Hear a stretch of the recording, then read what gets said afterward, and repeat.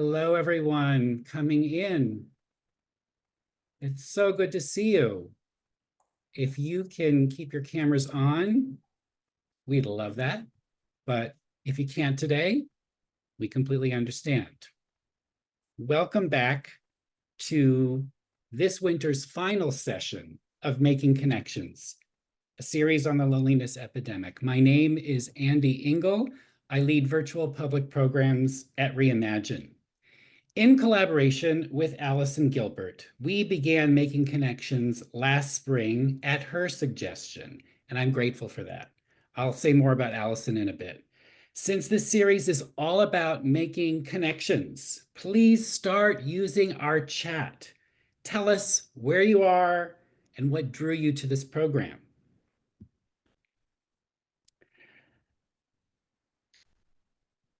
It made so much sense for us at Reimagine to focus on loneliness. Many of you know that we're a nonprofit organization catalyzing a uniquely powerful community.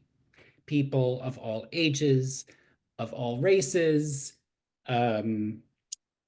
different sexual orientations and gender identities, people of faith, people of no faith, all coming together to heal ourselves, our communities, and the world.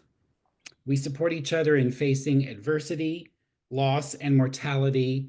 We hope to transform life's hard parts into action and into growth. Loneliness, arguably, is the through line for all kinds of adversities we face. That includes grief, that includes caregiving, addiction, aging, breakups, divorce, the climate crisis, you name it. And to foster social connection, people need third spaces like this one to gather. We've been doing that through our monthly vigils, through our Room for Grief drop-in gatherings. Tonight, actually, we have one if you want to register for that.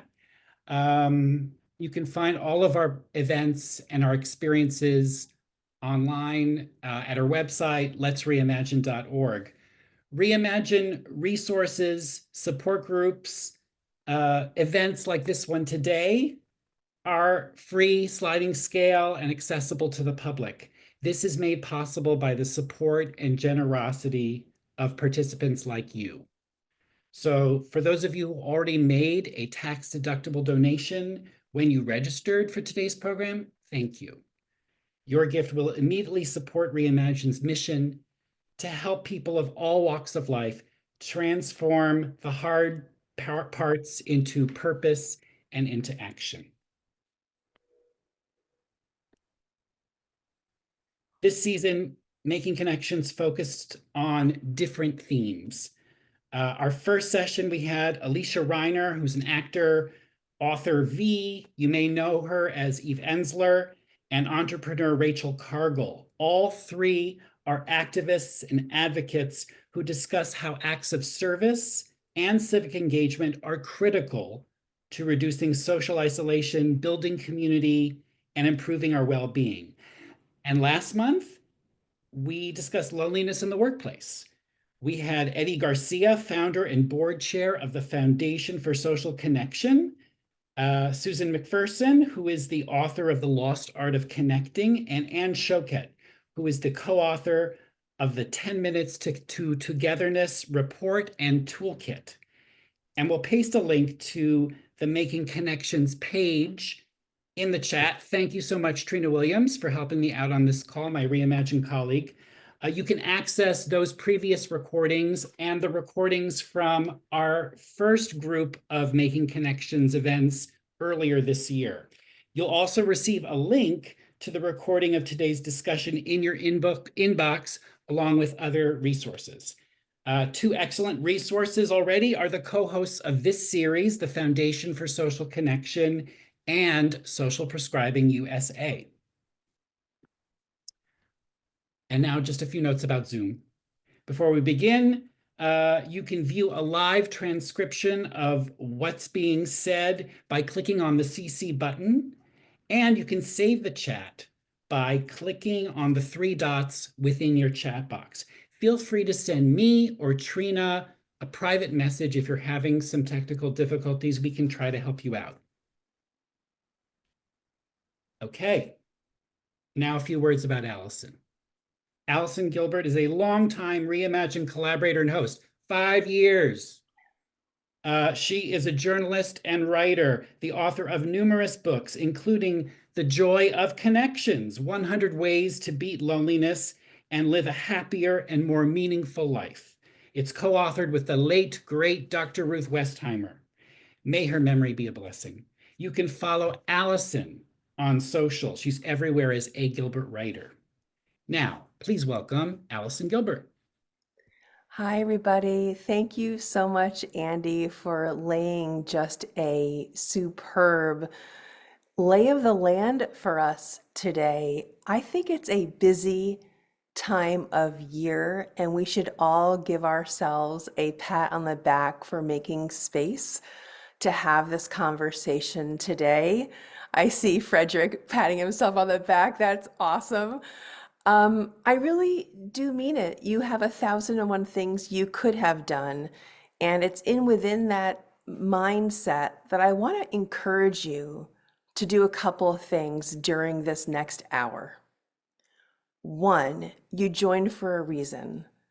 Let's focus on this space and give it as much of your full attention as you can. Turn off your phone if you're able. Really listen to the wisdom that we are about to hear, which I cannot wait for. I'm excited. And number two, if you came here today, it is likely because you know about the work of Julia Hotz, you know about the work of Frederick Riley, the Aspen Institute, and Weave. You're engaged, you're interested, and we're going to take your questions. And so what I don't want to have happen is that at the strike of 2 o'clock Eastern or 11 a.m. Pacific, I don't want you to say, I should have asked. Because while we're all going to be getting off the Zoom at that time, and if you've attended my events in the past, you know I am punctual. When I say 2 p.m. Eastern, we're not going long. I know you guys are busy. So please don't kick yourself later. If you have a question, I'm really glad you're here, and we're going to aim to answer them. So, Andy, can I let everyone know our wonderful news for next year? That we're going to continue. I guess I just broke the news. We're going to continue making connections next year without permission from Andy to share this news, but you guys are friends. I am so thrilled. Let this be 6 years and ongoing, and I am just overjoyed, and I hope I don't get in trouble later for spilling the beans. This hour is going to be about what are the challenges that we have seen this year, and what do our expert guests see on the horizon. I really do want to pivot to what's to come. As much as we all have our crystal balls, we know that they can be faulty, but we also know what we're working on. We also know what we're hearing and seeing and feeling. So with that in mind, I would love to start, if you guys don't mind, with Frederick Riley from the Aspen Institute. You are the executive director of the Weave Project, the Social Fabric Project. And first, help us understand that program. Help us ground us in your sphere of influence at the Aspen Institute and what you have seen this year in that context. And then, of course, we're going to bring in Julia Hotz. Totally. Thank you so much first for having me, and thank you for everybody who is at the end of December and tuning in to a Zoom to listen to me babble. You know, when I talk about the work, I always have to talk about the founding of our work. We were founded by New York Times author David Brooks in 2018. He came to the Institute and he said, "I'm writing about doom and gloom, and I'd like to do something about it. There's something that we could offer to the world right now." And one of the first acts, he traveled around the country and went to big cities and small towns, forgotten about Midwestern communities. And before he went, he asked 3 questions. Who do you trust? who shows up for people and who is the leader in your community. And we heard the stories of everyday people who own coffee shops and were feeding people the leftover bagels at the end of the day, people who were running a community center out of their garage, people who were meeting the needs of a community, but also fighting isolation and loneliness and so many other things in their neighborhood. And so when we constructed this work, we said we had to, one, figure out how we can support those people better. How can we fund the projects so that they can go deeper? How can we connect them together with one another, to each other, but also tools and resources? And how can we also take their stories and allow them to share the stories of the great work that they're doing to inspire others to dig in deeper in their neighborhoods, where we think that's the most important role you have after your family is in the community you live in. And so our work is really about how do we solve this issue of isolation, but also work on trust, but do it through everyday people who are showing up for people in their neighborhoods each and every day.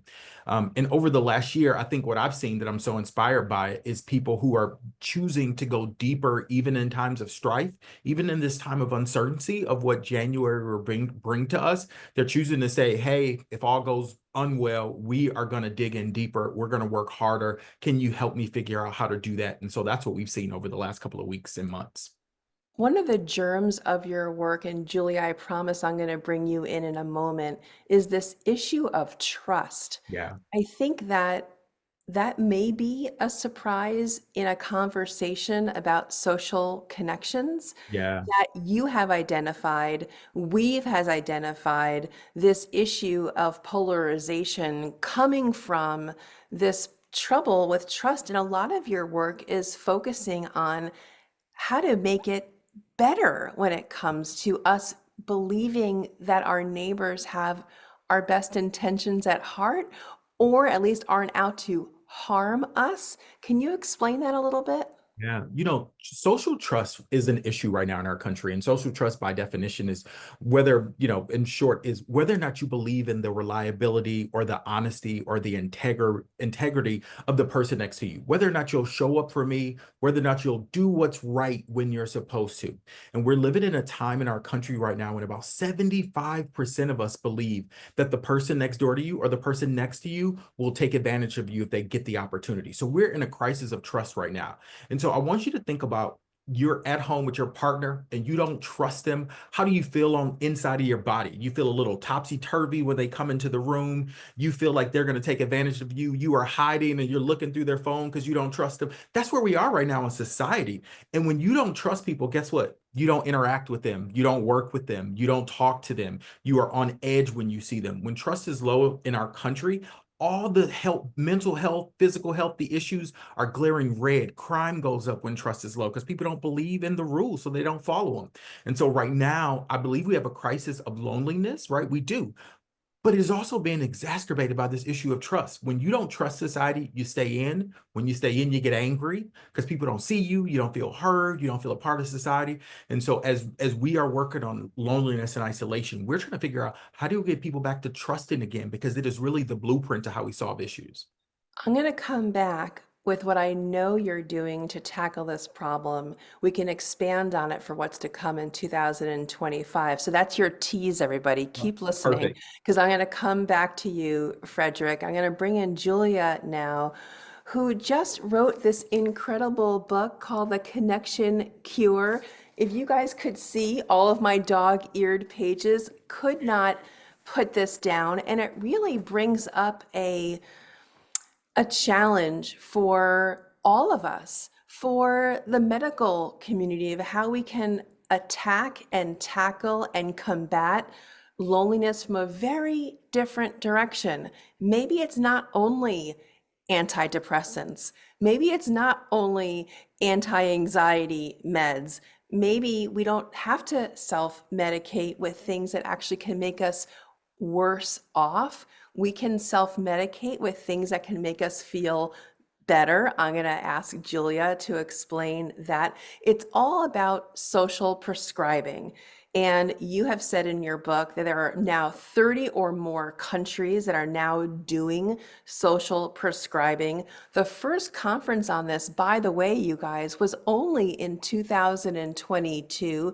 So Julia, as a journalist, you got on this stat. You got on this quick, and this is the first book I understand on this topic. So as a journalist, envy, awesome for you, amazing. Here's what I wanted to encapsulate. I think the best lines of your book. Of course, I loved your book. This is just my favorite line. It really underscores what your goals are, I think. Instead of going to a doctor and addressing, here I'm quoting, what's the matter with you? Listen to that. What's the matter with you? Aches, pains, headache, sore throat, right? What social prescription is trying to do, and I'm looking at my notes so I don't get your quote wrong, is what matters to you? What matters to you? Playing music, going for walks? All right, Julia, explain social prescribing. Yeah, well, thank you so much, Allison. We're in the Mutual Admiration Society because, and for Frederick as well. I mean, the momentum right now for the importance of connection as a response to the polarization, but also I would argue the healthcare crises in this country is very real. And social prescribing really emerged as a response to these doctors and therapists and other health workers who have known and been preaching for a really long time that up to 80% of our health is affected by what's in our environment. We don't think of these things as affecting our health, but whether we have someone to call at 3 a.m. in a crisis, whether we have people we can cope with our stress with and laugh with, all of this very much affects our health. And there is a reason that we have these overlapping epidemics of stress, depression, loneliness, chronic pain, addiction, ADHD, you name it. It's because our environments aren't set up to help us thrive, to help us weave, right? And so what social prescription does is say, okay, of course, there are some health issues that are purely biomedical, right? Like if I have strep throat, don't prescribe me a bird watching group. but but a lot of our health issues are complicated. We know, Allison, your work is so, adamant on this point that loneliness is a real health concern. Its health equivalent is, to smoking 15 cigarettes a day. But what is a doctor in an office with their 15 minutes going to do about that? Right?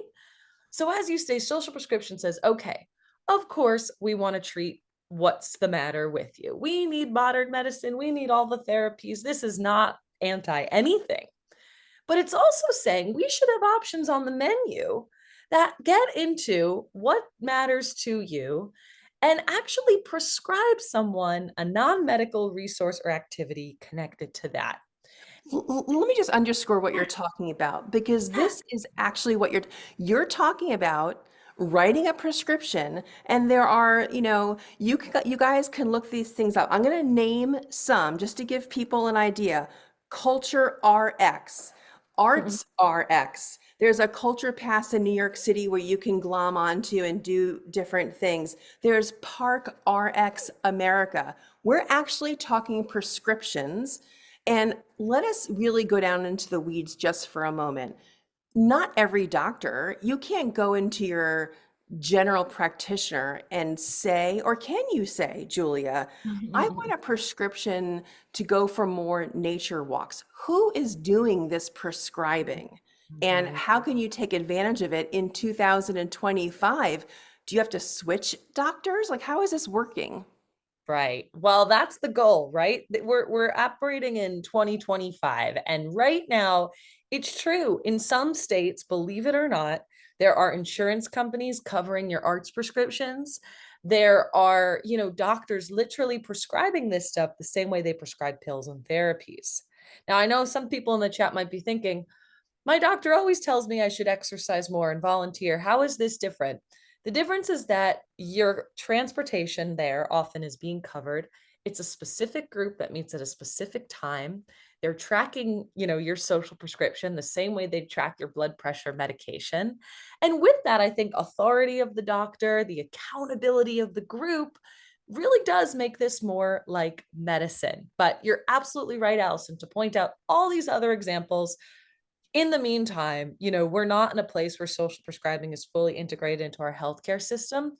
good news, there are a ton of organizations where you can prescribe yourself these kinds of connections. You've named some great examples, all kinds of programming, virtual. And just one more thing I'll say is, I don't have to tell the people in this group. I see we've got folks in libraries. I see we've got arts, enthusiasts here.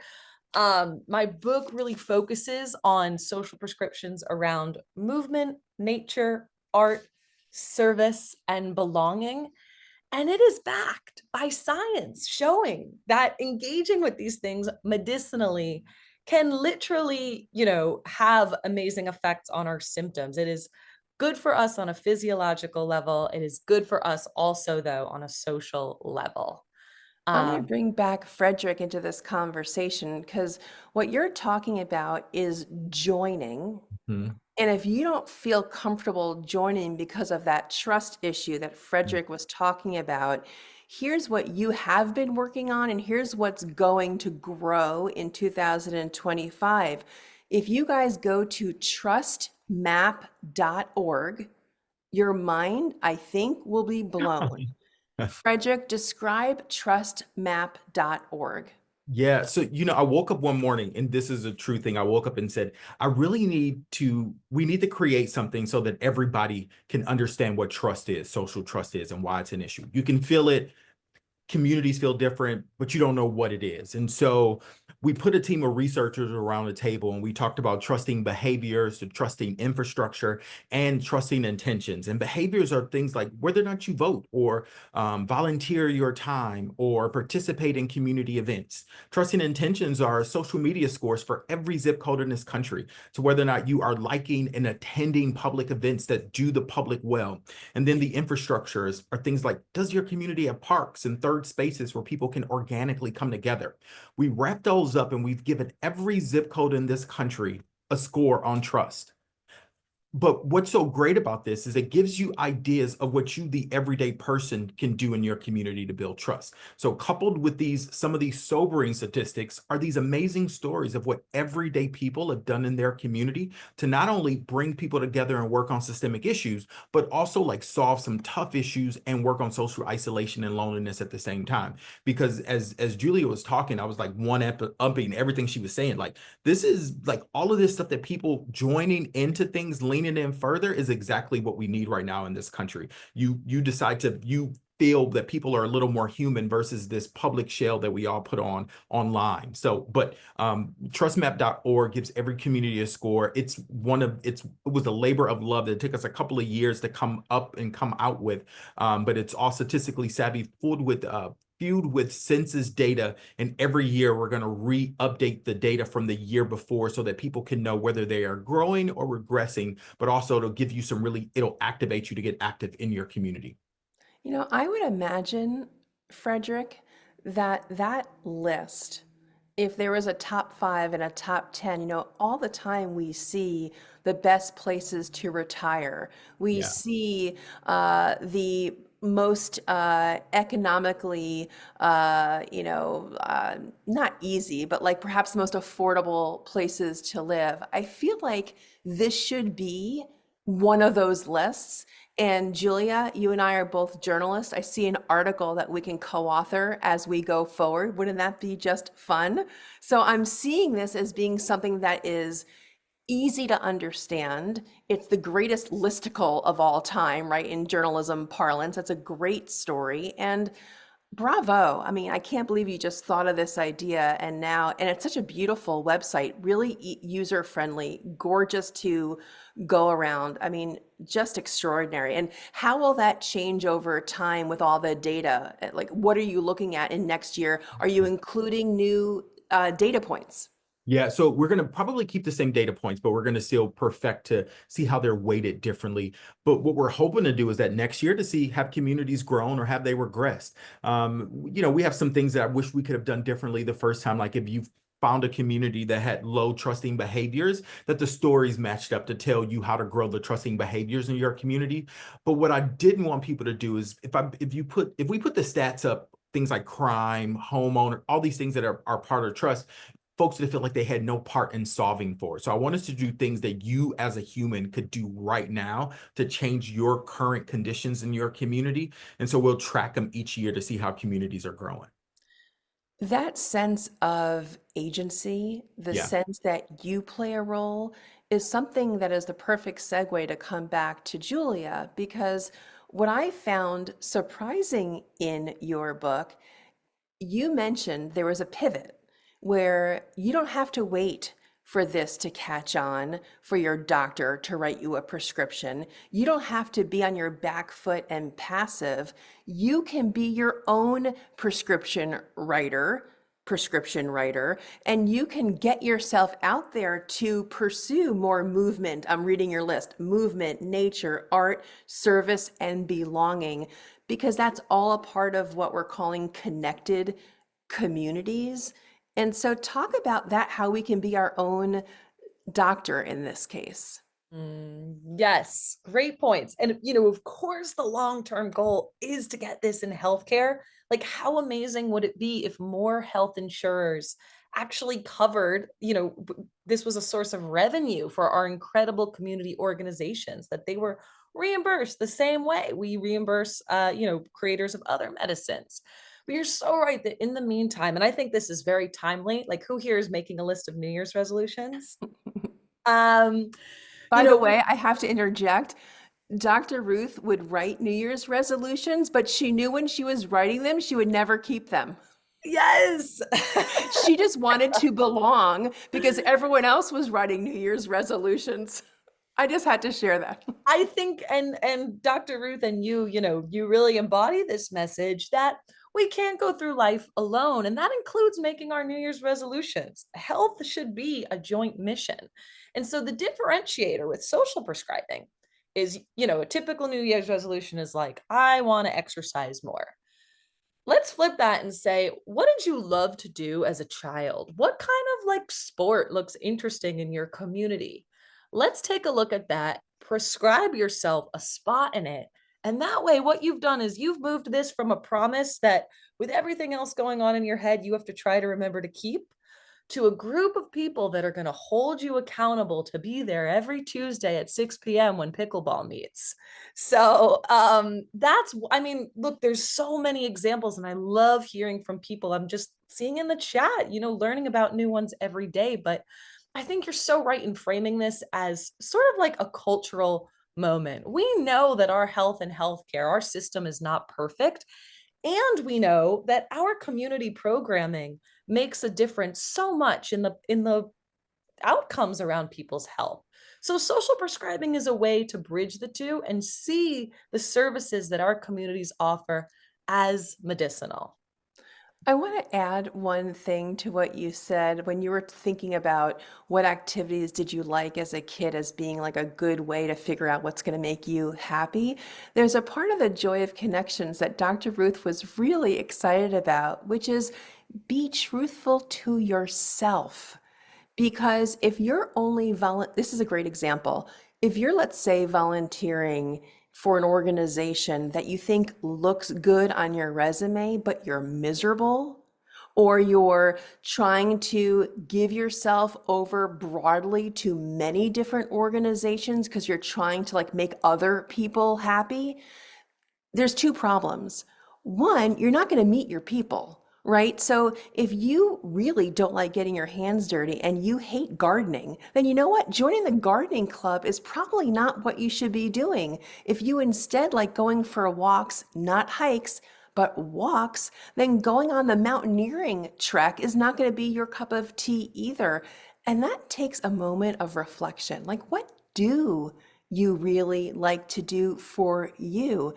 Not what your best friend likes, not what your partner likes, not what looks good on your CV or resume, but just makes you happy. And one last thing, because it's on this point, breadth over depth. If you're going to volunteer at 10 different places and never show up more than once, you're losing the opportunity to make meaningful connections. Every Tuesday night at 7 o'clock, you're going to be somewhere. If you're going to be somewhere every week at the same time, guess what?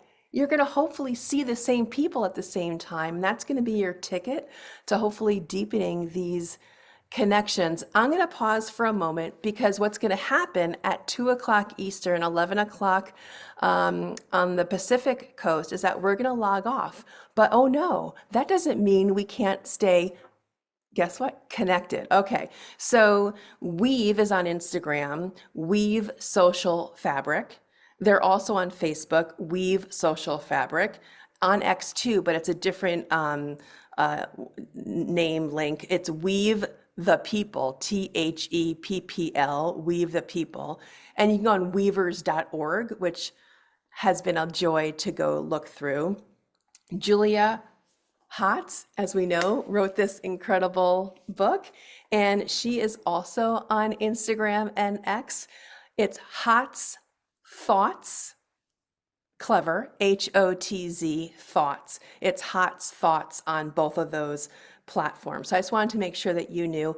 I am on Instagram, A Gilbert Writer. If you guys all don't come join me, I'm going to feel that this period of time was just a missed opportunity. I would love to keep in touch and stay connected. Okay, so I'm going to ask a couple more questions, but this is your warning. This is your headline. This is going to be your time for the next half hour to ask your questions. And what we have typically done is ask Andy to go through the chat, see which thoughts are bubbling to the surface that could be applicable to the most people. And so we're not going to call on you to speak your questions, put them in the chat, please. So Frederick and Julia and or me can see them and we can answer your questions. So I want to come back to Frederick, if I can. Tell us about the Weaver Awards, number one. And then I'm going to ask you the interesting quality of who selects the recipients. First, tell us what the Weaver Awards are all about. So in my first year at Weave, one of the things we talked about, or that we heard from people who were following us, who said they were Weavers, that, you know, they needed funding to do some of these projects that they were doing in their community. And so we set out to figure out how we could fund projects, but fund projects to people who aren't an established 501c3, who some of them don't have any nonprofit training, but they're just doing really cool work. They're paying for it out of their pockets. And so we launched Weaver Awards. And I took a lot of wrangling with our attorneys and all these folks, but we started in Baltimore giving out micro grants to people who are just doing cool projects, people who were doing a conversation project where they brought together thousands of people in over a couple of weekends to have conversations in a park because they just believed that people didn't talk enough. People who thought their neighborhood should be beautiful. And so they worked in the alleyway to clean it up and brought their neighbors together in service. And we gave them funding to build a stage where they brought in the Baltimore Symphony. We have funded, so we just given out our 70th Weaver Award in Baltimore. We're also giving out funding in Wilkes, North Carolina, and 2 communities in Northwest Arkansas.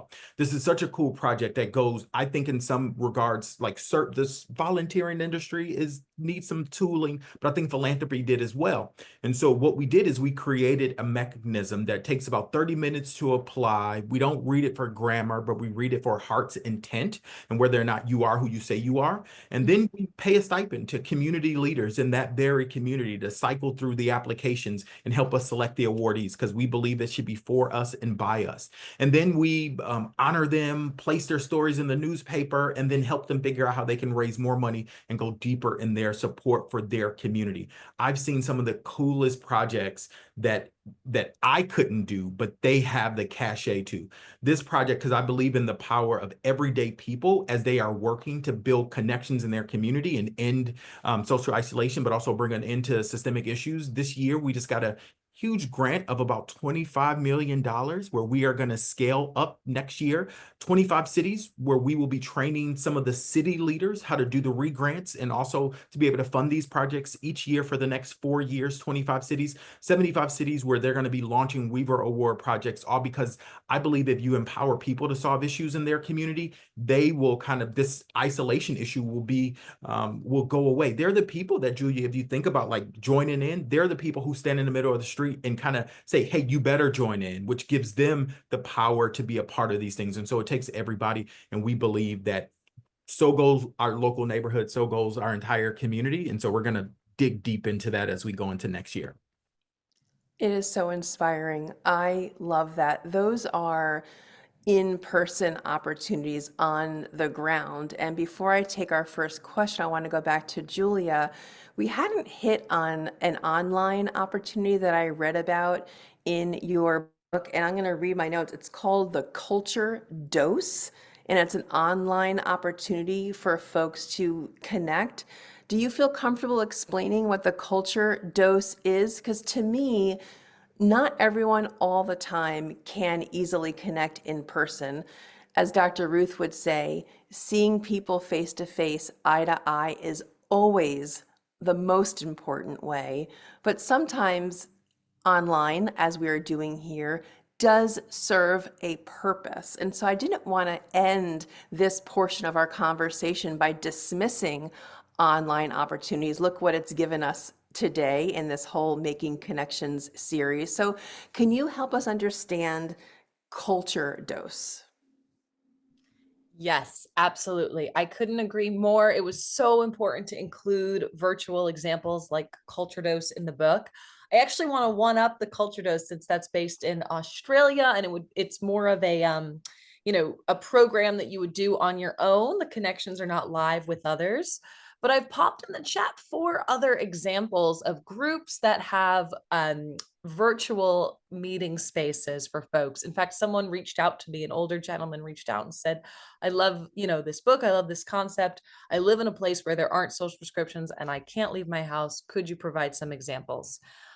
So Culture Dose was, though, an example of arts, museum curators taking people through a guided, slow looking experience. So people would meet online and like look at a piece of artwork. It almost felt like meditation, the way they were calling us to pay attention to the details of the artwork. And anyone who wants to join that can actually watch that program live for free. But if folks are looking for more live and new connections, great groups like living room conversations, like the Life Story Club. My book goes into detail about a group called Compassionate Contact Corps. These are 15 to 60-minute weekly calls with veterans. My website also has more examples. These 5 are just sort of top of mind, but I think you're absolutely right to pay, homage to the fact that yes, in-person connections are great when they're possible, but if they're not, just as you wouldn't withhold medicine for any sort of thing, we can rely on these online connections too. I love it. Can I I add just love it. one Thank thing to you. that? Can I Yeah. add one thing to that? Yeah. So I love that. And I never thought about the idea of online, especially for people who can't get out. But one of the things we've been doing over the last 2 years is going through online repositories of in-person volunteer opportunities. And we think that they should be reshaped and rethought. We think that they should, be local, relational, in person, except the folks who can't get out of the house, we'll let them do those others, but also that there's some mutuality. And so we have the Weaver Network, which has about 9,000 local opportunities that have those 4 components, because we believe folks, when you do service, is typically on to stuff a sandwich in a bag. We think that they should be on a transformation journey, on a journey where they feel like they're being transformed and they're also transforming a part of their community. And so we have about 9,000 of them through the Weaver Network, which you can also find on our website as well. I love that. Thank you so much. I saw in the chat that we got a comment about the narrative method as a way of forming online connections. I'm very familiar with the narrative method. I was a guest on that platform, so love it. It's terrific. So Andy, I'm going to pop it over to you. I'm sure you've been going through the chat and maybe there's some questions for our amazing guests. Sure, I'll start one that came in anonymously. This person is asking, I am trying to help a loved one who I believe could really benefit from more social connection and is most passionate about a particular subject matter, which unfortunately overlaps with a professional environment in which they feel marginalized, from which they feel disenfranchised. What would you recommend for someone struggling with this kind of dilemma? Do either one of you feel comfortable taking that one on? I'm happy to start. I always defer to Frederick's wisdom, No, I but was gonna say I was gonna let Dr. Hotz do that one.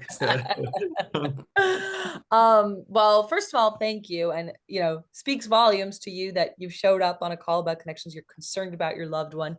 I think the way you're thinking about this is the right way too. Like, we know that when people are connected to something that matters to them, they feel better. It's not just in their head. These are the core principles of mindfulness and positive psychology. And it's true that the concerns you raised about what matters to that person maybe being at odds with the professional environment they're in, that's a real concern too. Like, this what matters to you stuff doesn't work if you're dealing with other forces like marginalization, racism, discrimination.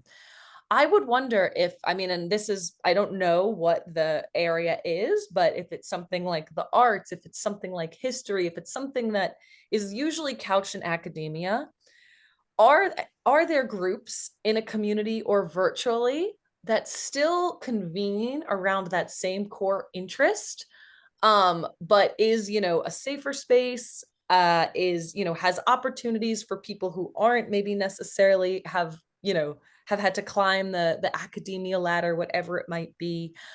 Feel free to message me privately. I'm happy to recommend some depending on what it is, but I think you're absolutely asking the right questions and thinking about this in the right way. And ideally in social prescribing, the safety of spaces is really crucial to this.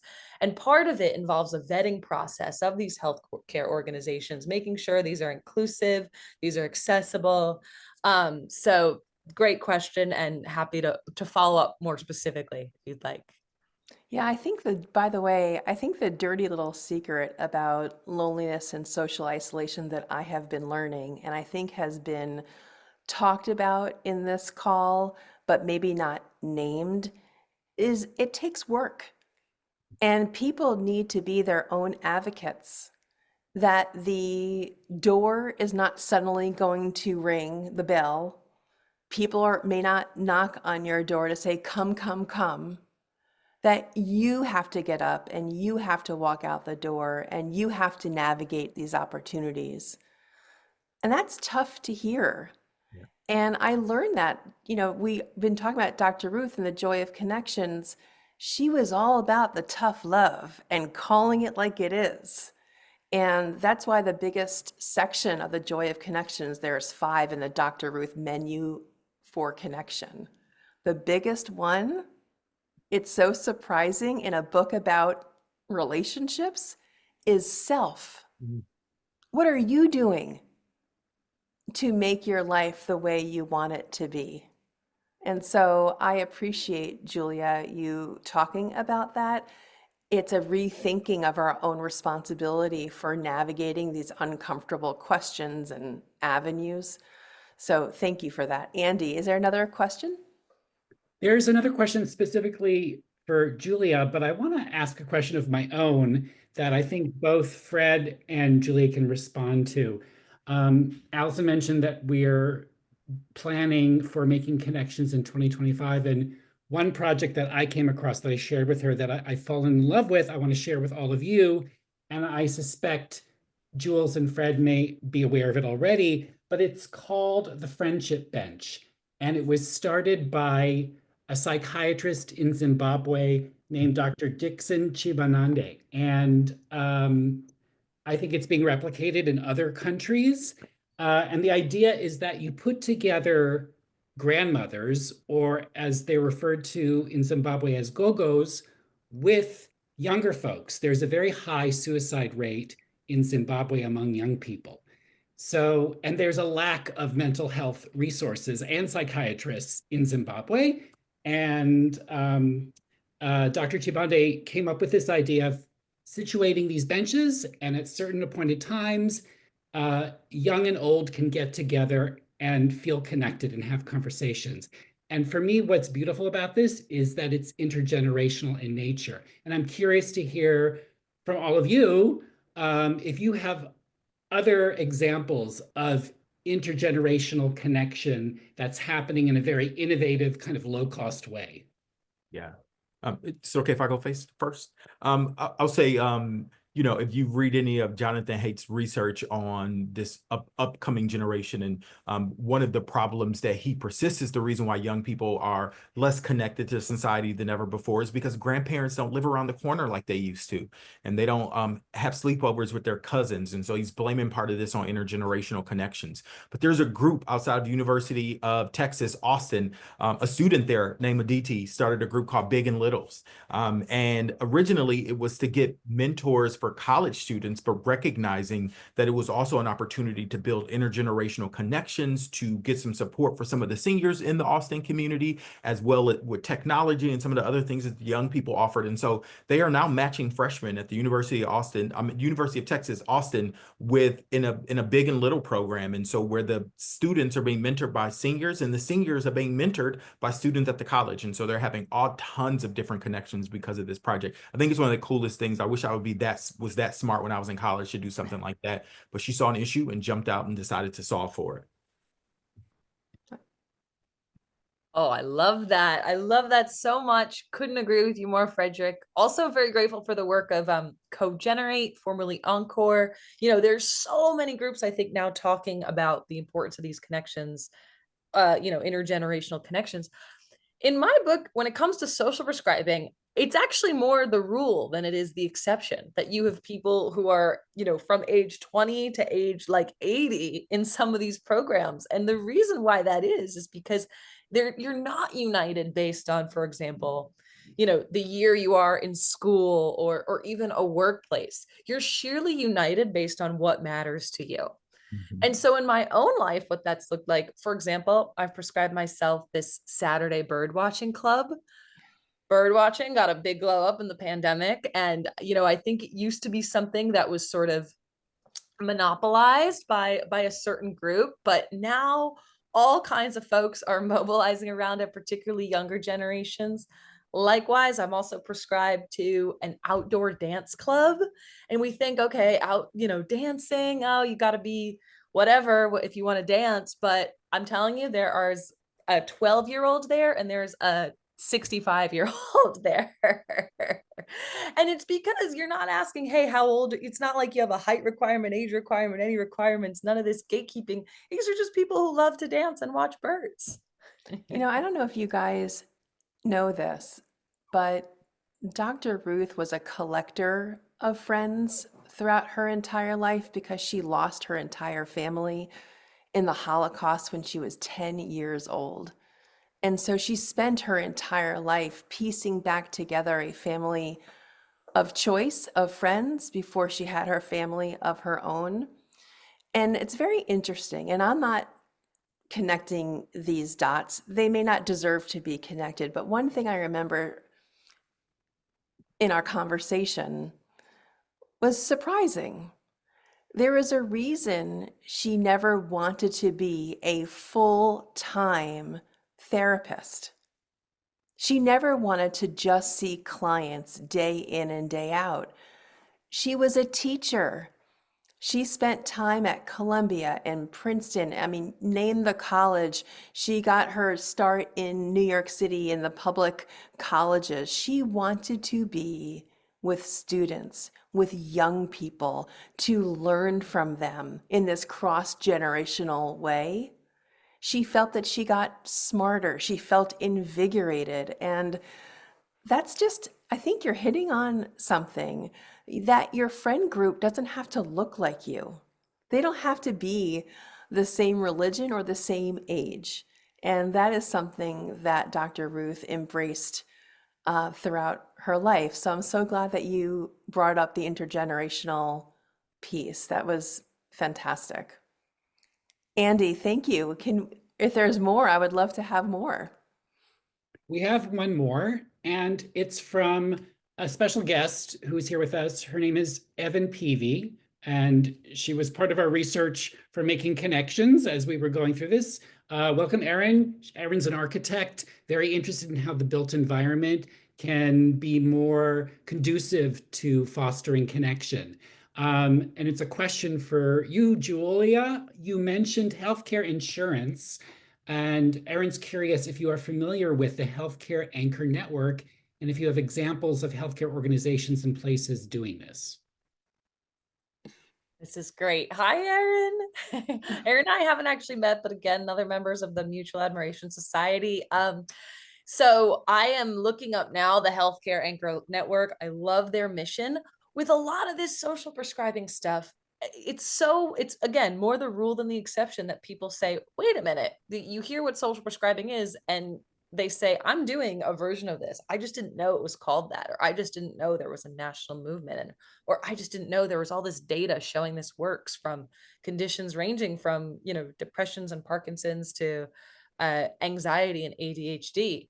So I'm looking here at the Healthcare Network website. I love it. And I think that, yes, these organizations are probably doing something adjacent to connecting people to what matters to them, to recognizing the way social determinants affect our health. My book talks about a lot of examples of this. In fact, too many that could even fit in the book, from, Boston Medical Center to Horizon Blue Cross Blue Shield to Mass Brigham to different groups in California. And it's so hard to even keep up with because it just grows and grows every day. The National Endowment of Arts has just invested in a bunch of health plans around the country.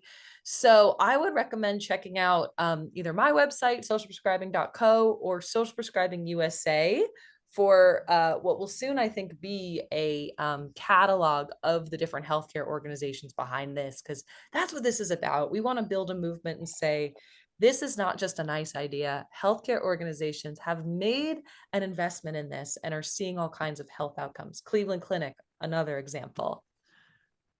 And Kaiser, yes. And Kaiser. Erin, the point about, space and place and buildings or parks, to me, is so important. If you live in a community where it's really hard to just walk down the block because there are no sidewalks, like, it's hard to run into your neighbors and just have a conversation.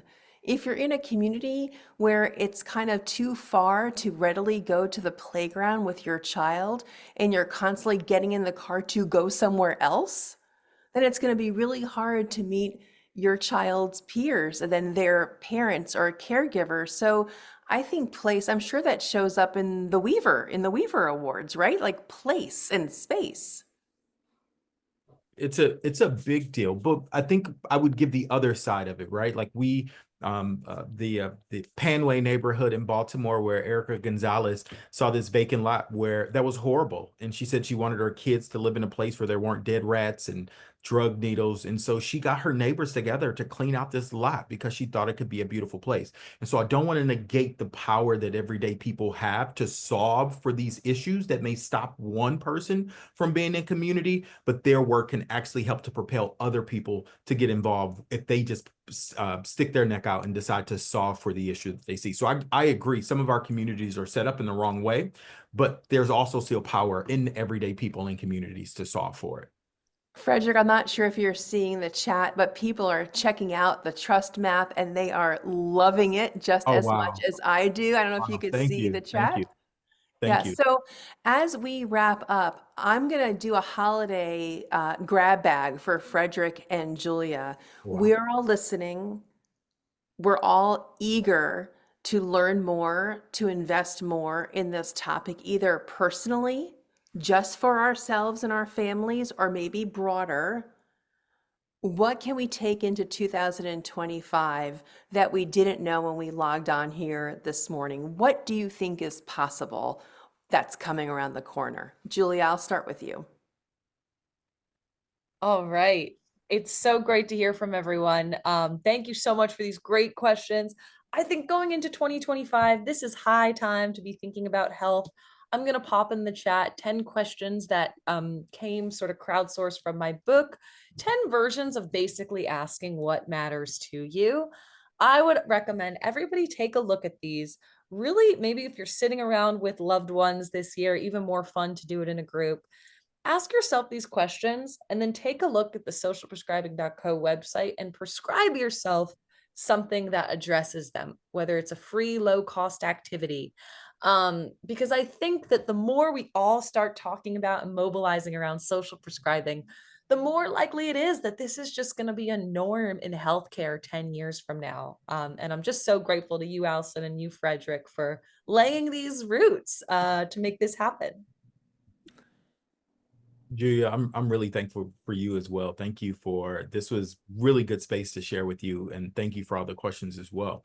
I think I would say two things. I think right now people are prescribing doom and gloom. And so I think we should get into some social prescribing of what could be next year, right? I think there is a lot of possibility for people coming together and working together and solving issues in their own neighborhood. And I think we're going to double down on that. The second thing is I enter so many spaces with just this curiosity, and tried this new thing at Thanksgiving dinner this year, so that I wouldn't get in fights with anybody, because I could have different views from folks. But I decided to just try my best to continue to ask questions and be interested in everything that anybody said to me. And so if somebody said I liked gold, I said, well, tell me why you like gold. They said, I like it because my mom wore it every day. Tell me a little bit about your mom. Oh, my mom was this. And they'd go through these things, and I continue to pepper them with questions. And I walked away, and it's called a looping exercise, where you continue to have every response builds on another set of questions that you are really intrigued and you want to know. I feel like if some of the reasons for our isolation and loneliness is because we aren't curious about one another anymore. And so as you enter 2025, try to be just as curious as you were a couple of years ago. Be concerned about what people are going through and why they think in a certain way, and not judge them. And you will find new dimensions to people that you've never, ever thought before. I love that. How long can we all go on about our own complaints, Yep. about our Yep. own achievements, Yeah. without asking a single question about somebody else's Yeah. problems or accolades? I mean, we all have things to share, but when it's really centered on ourselves Yeah. and not on the other person, I love that so Yeah. much. What a great idea to take into the holidays, where we might be surrounded by more friends and more family. So I love that. I know we're Can I give one wrapping piece of up. advice in So, that? One thing is, don't yeah. try to one up people, right? So typically if you tell somebody, oh, I swam 10 miles yesterday, you go, one day I swam 15. No, keep it to yourself. Don't one up them. You want to keep pushing them because you want to learn more about them. So keep your own thing to yourself. You're just interested in the other person. I love that. As Dr. Ruth would say, suck on a mint. Stop talking. I love that. So I'm going to say a couple ways that we could stay connected. Just because we're wrapping up doesn't mean the conversation is over. Weave Social Fabric is how to kind of find out more about Weave the Social Fabric project at the Aspen Institute that Frederick Riley is executive director of. And on X, if you're on the former Twitter, it's Weave the People, THPPL, or weavers.org. Julia Hotz, The Connection Cure. Love your book. And you could stay in touch with Julia too. Hotz Thoughts, HOTZ Thoughts. She's on Instagram, she's on X. And you know what? I would like to stay in touch with you too. And I'm at A Gilbert Writer on Instagram. I would love to stay in touch. And Andy and Reimagine, thank you for allowing me to bring Making Connections, these two-part series, to your community this year. 2024 has been a dream in large measure because of our partnership and our collaboration. And I am over the moon that we get to continue this again next year. So stay in touch, please. Have a safe and happy holiday. And Frederick and Julia, Andy, thanks everybody. I really appreciate you being here. Thank you, Allison. Before you all go, once again, thanks for those who already have donated to Reimagine when you registered. We're grateful. You can still support Reimagine's efforts to provide a low-cost, accessible, engaging programs like this one, Making Connections. Please complete our survey. Trina is going to paste this in the chat. It's really important that we hear back from you. We want to improve these programs for next year. So please fill that out while everything is still fresh in your mind. Would love to hear from you. And that's it. We'll see you all in 2025. Thank you all. Bye, guys. Thank you both so much. Thank you all so much. It's been so great. I'm so grateful for y'all. Me as well. Thank you. Bye.